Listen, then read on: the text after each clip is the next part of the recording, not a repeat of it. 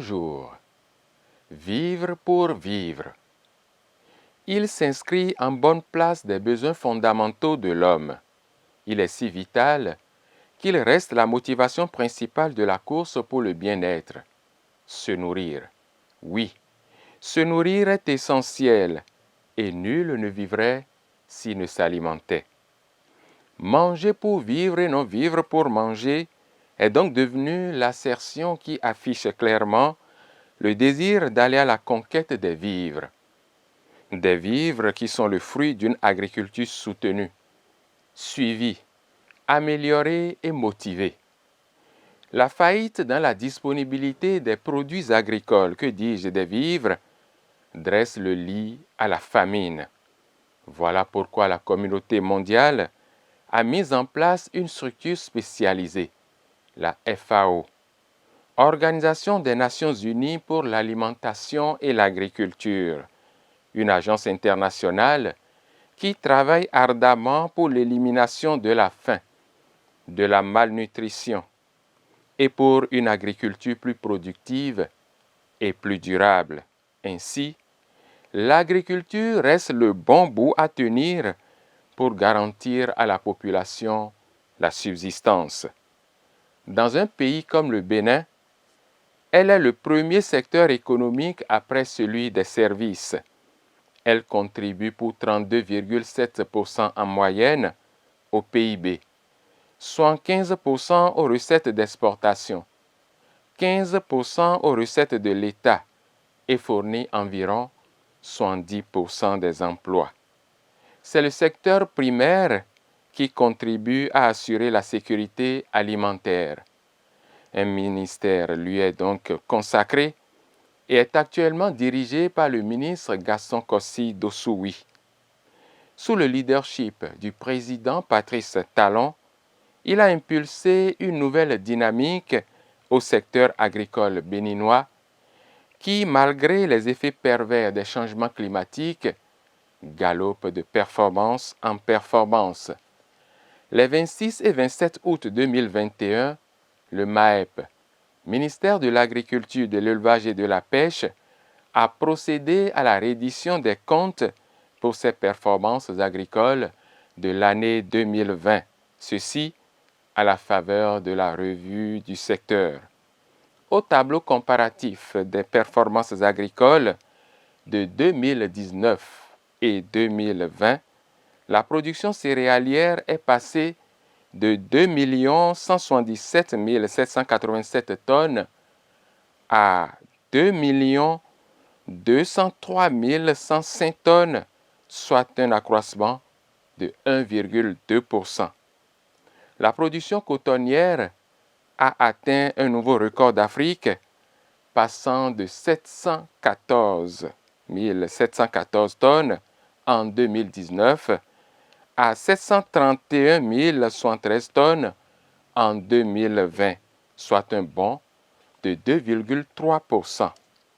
La production de l'anacarde a connu un progrès de 6%, celle de l'ananas 3,6%. Ainsi, les cultures industrielles affichent une performance à la hausse, de même que la production animale. À titre d'exemple, la production totale de viande a connu une augmentation de 2,7%, pour le lait 2,54% et pour les œufs, la production est passée de 17 341 tonnes en 2019 à 17 902 tonnes en 2020. Sur la même période, la production halieutique, les cultures maraîchères, celles des racines tubercules, sont en baisse, pendant que celle des légumineuses est stagnante.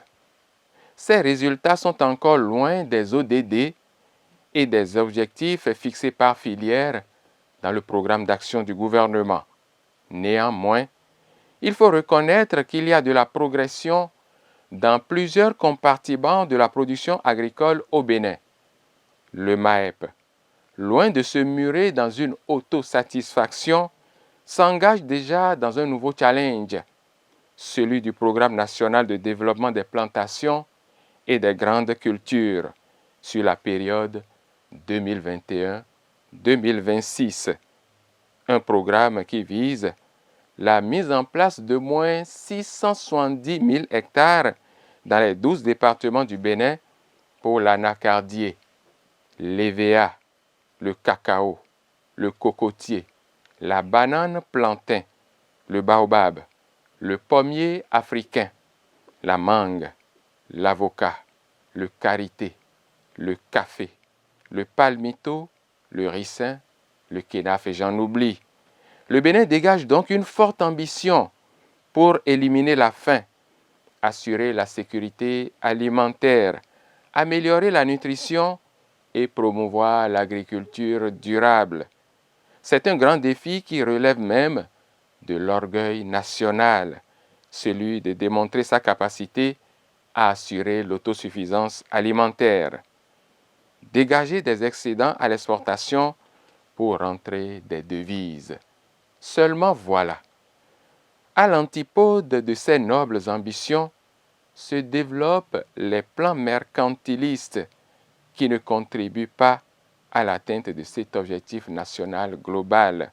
Ainsi, mis à part les filières agricoles bien organisées qui dessinent une traçabilité claire de la commercialisation au plan international, les commerçants véreux créent d'autres circuits peu contrôlés, mal organisés, qui entretiennent la spéculation, la flambée des prix des denrées sur fond de pénurie par emmagasinage ou la sortie des produits agricoles du territoire national.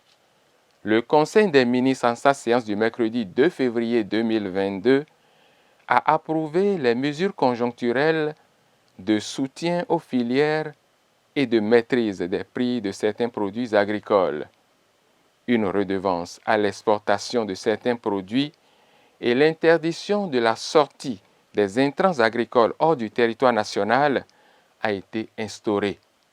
Majoration du prix moyen de vente actuel dans l'ordre de 20% pour les produits dont les besoins de consommation interne sont très élevés et de 10% pour les produits dont l'offre dégage un excédent par rapport à la demande nationale. Par ailleurs, une redevance supplémentaire de sécurisation des exportations par voie terrestre à raison d'un prélèvement de 10 francs CFA par kilogramme sur le karité, 20 francs CFA par kilogramme sur les noix de cajou, 30 francs CFA par kilogramme sur le soja et 50 francs CFA par kilogramme sur le maïs et le gari a été également instaurée.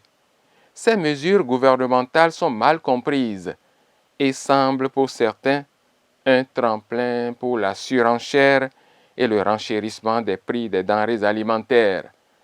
Mais en réalité, c'est le contraire. Ces décisions sont destinées à freiner les sorties incontrôlées de vivriers qui occasionnent une flambée injustifiée des prix et à assurer la disponibilité intérieure nécessaire à la consommation nationale, car il est impensable que les performances agricoles affichent un niveau de production très élevé et que la tendance soit à la hausse des prix. C'est un véritable paradoxe et le gouvernement fait bien de mettre en place une telle thérapie. Ces mesures ne frappent ni les producteurs, ni les vendeurs dans nos marchés locaux, mais plutôt les exportateurs. C'est dire donc que le gouvernement se bat pour rendre disponibles les vivres sur le marché national. Sur cet acte non blâmable mais plutôt salutaire, je pose le cachet pour saluer les efforts de production agricole du Bénin, mais également les redevances à l'exportation, car il faut les vivre pour vivre.